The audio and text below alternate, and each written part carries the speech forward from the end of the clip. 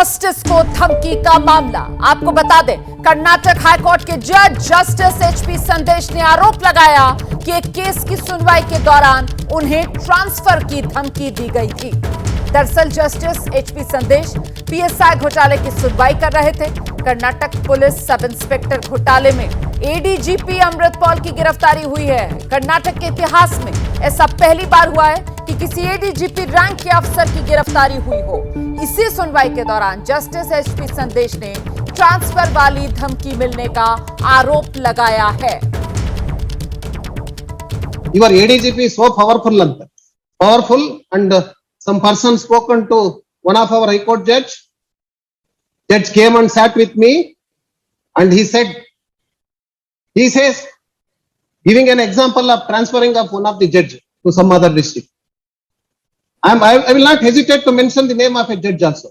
He came and sat by the side of me and there is a threat to this court. I am going to protect the independence of judiciary at the cost of my judgeship. This should not happen. This should not happen. I will record the same in the order itself. This should not.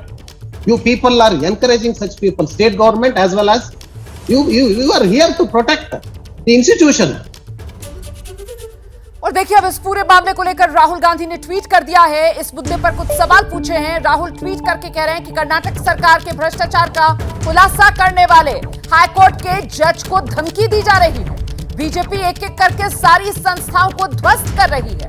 जो लोग बिना डरे अपना कर्तव्य निभा रहे हैं, उनके साथ हमें एकजुट होकर खड़ा होना चाहिए। इससे पहले जस्टिस जो कह रहे थे वो भी आपने सुना। जस्टिस की तरफ से कहा गया कि न्यायपालिका की स्वतंत्रता के लिए वो अपनी आवाज बुलंद करेंगे। और अब इस मामले में राहुल गांधी का ट्वीट, राहुल ने ट्वीट करके कहा है, कर्नाटक सरकार के भ्रष्टाचार का खुलासा करने वाले हाईकोर्ट के एक जज को धमकी दी जा रही है। बीजेपी एक एक करके सारी संस्थाओं को ध्वस्त कर रही है। हम सीधे आपको लेकर चलते हैं। मेरे साथ मेरी सहयोगी पिंकी इस वक्त मौजूद है। पिंकी, जिस तरीके से जस्टिस की तरफ से धमकी मिलने के आरोप लगाए गए, इसके बाद इस पूरे मामले पर सियासी घेराबंदी बीजेपी की राहुल गांधी करते हुए नजर आ रहे हैं। लेकिन महत्वपूर्ण ये हो जाता है कि इस पूरे मामले में आगे कार्रवाई की क्या कार्रवाई की जा रही है अब तक? आखिरकार धमकी किससे मिली? क्या ये साफ हो पा रहा है? इस मामले में जांच आगे किस तरीके से बढ़ रही है?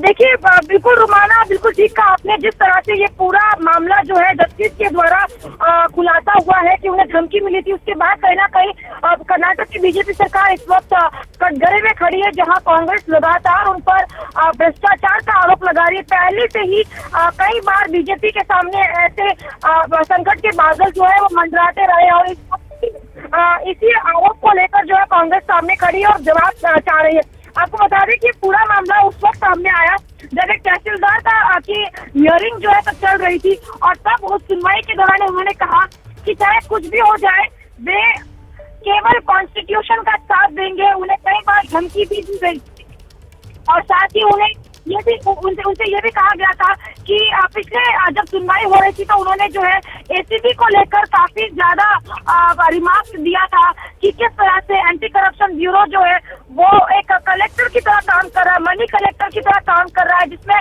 उन्हें केवल विटामिन एम की जरूरत होती है। तो इस तरह के तमाम रिमार्क के बाद जो है उन्हें ये कहा गया था कि एसीबी जो है वो एक बड़ा संस्थान है और उनके खिलाफ इस तरह के रिमार्क देना जो है वो जस्टिस को भारी पड़ सकता है और यहाँ तक कि उनका ट्रांसफर भी हो सकता है। तो ये तमाम धमकी मिलने के बाद जो है उनका जिस तरह से ये वीडियो सामने आया है, उसके साथ मसराज मुंबई की सरकार जो है वो डेफिनेटली इस वक्त कटघरे में है, जहाँ पर न सिर्फ राहुल गांधी बल्कि राज्य में कांग्रेस भी लगातार उन्हें घेर रही है और इस पर अब कहीं ना कहीं सवाल इसी वजह से अब ये महत्वपूर्ण हो जाता है पिंकी कि जिस तरीके से जस्टिस साहब की तरफ से आरोप लगाए जा रहे हैं, जिस तरीके से विपक्ष की तरफ से अब निशाना सरकार पर साधा जा रहा है, तो कुल मिलाकर इस पूरे मामले में सरकार का क्या रुख सामने आ रहा है? क्योंकि जस्टिस तो आगे बढ़कर इस पूरे मामले को न्यायपालिका की स्वतंत्रता का मामला बता रहे हैं।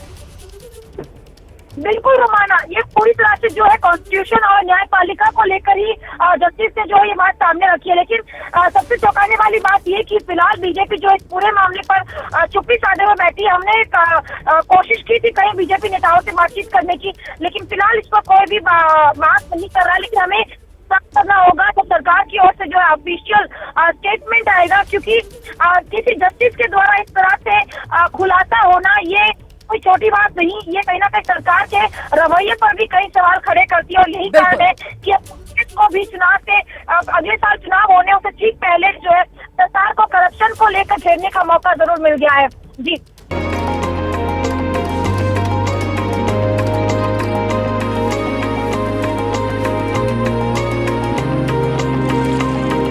वो बहुत दूर है।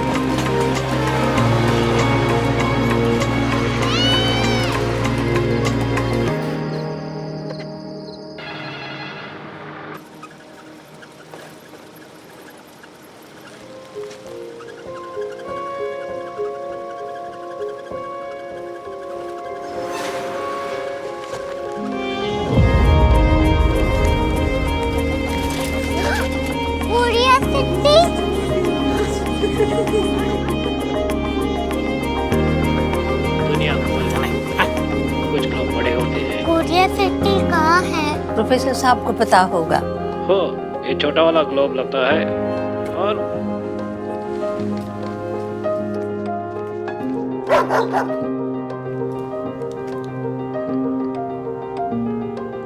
पता नहीं, मेरी बेटी से जाके मिल लो, शायद उसे मालूम हो।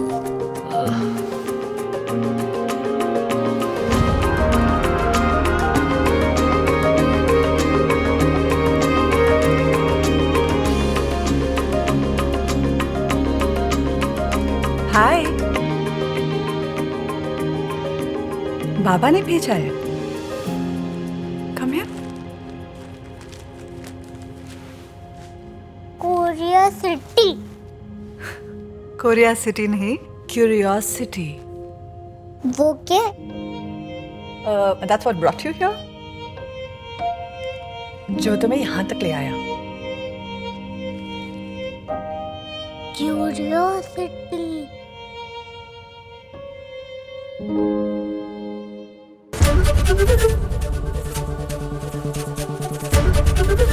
एबीपी न्यूज आपको रखे आगे।